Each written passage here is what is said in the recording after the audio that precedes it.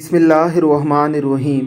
इल्हाद और लादीनियत के इस दौर में बच्चों की इस्लामी तालीम और तरबियत इसलिए भी ज़रूरी है कि अगर उनकी तरबियत ना की गई तो बच्चे इल्हाद और लादीनियत के इस सैलाब में बहकर मुल्हिद और लादीन बन जाएंगे और ना सिर्फ अपनी दुनिया और आखिरत ख़राब करेंगे बल्कि आपकी भी दुनिया और आखिरत की खराबी का बायस बनेंगे।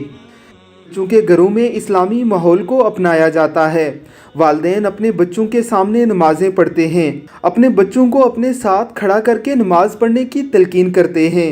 फिर चाहे बच्चे नमाज़ पढ़ें या ना पढ़ें, उन्हें रोज़ाना की बुनियाद पर नमाज़ पढ़ने का कहा जाता है, उनसे दुरूद शरीफ पढ़ाया जाता है, उनके सामने तिलावत कलाम मजीद की जाती है।